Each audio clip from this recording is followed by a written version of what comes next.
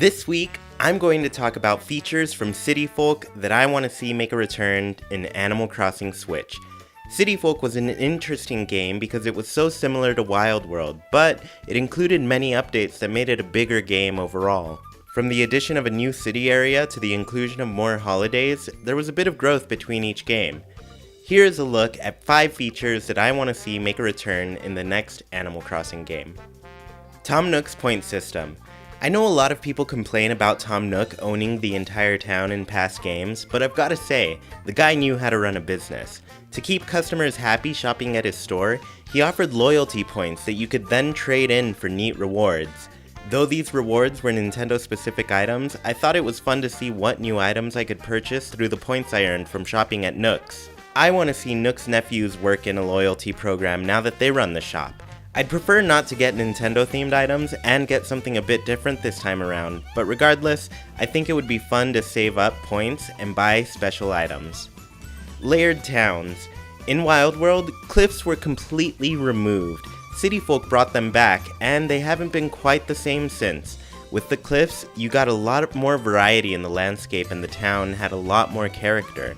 I believe you could have 1 to 2 cliffs in your town, giving you many different levels to work with. I know the cliffs made the town seem more interesting, and even the ramp designs for the cliffs could give you a lot of variety in the look of your town. I know New Leaf added cliffs back into the game, but it only separated your main town from the beach. They almost didn't feel like they were a part of the town unless you wanted to go down to do some ocean fishing. I like that the cliffs felt like a real part of your town, and they added a unique variety of changes from your town to the next town. Changing Nook's shop. Unfortunately, I can't capture footage of this feature because I haven't gotten far enough in my City Folk file, but this is something truly unique in City Folk. When you got your shop upgraded all the way to Nookingtons, there was actually a method to see older versions of the shop again. Tom Nook would randomly survey your character and ask what they thought about the shop. Depending on your answer, the next day, he would revert the shop to one of its other iterations. If you ever preferred any of the older looks compared to Nookingtons, you could go back to older styles and get to see those in your town again. Of course, Nook would have surveys again, so you could always go back to Nookingtons to experience that big box store again. Fountain. I know, you can build a fountain in New Leaf, but that fountain doesn't work the same as in City Folk. In City Folk, if you donated 400,000 bells to the town fund, you would build a fountain in your town.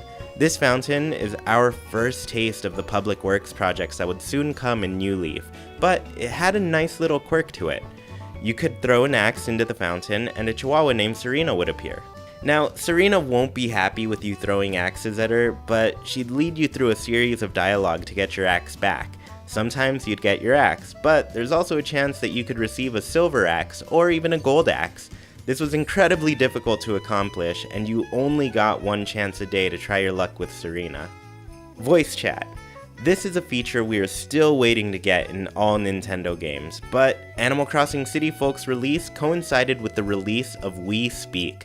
The We Speak accessory allowed you to voice chat through Animal Crossing City Folk. If you and your friend or family member played together over Wi-Fi, you could hear each other speak and chat while playing Animal Crossing.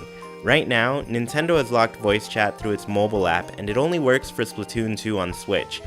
At this point, I don't think Nintendo will make voice chat work through the system itself, but I imagine when the Nintendo Switch online service finally launches in full, more games will be compatible with voice chat through the app. I probably will still use Discord for voice chat, but I would love to see voice chat just work through the Switch itself. Thank you all so much for watching. Be sure to check back every week for a look at 5 features I want to make a return from each Animal Crossing game. Hopefully, Animal Crossing Switch can combine a great mix of old and new features. Be sure to like, comment, share, and subscribe, and I'll talk to you all next week. Bye!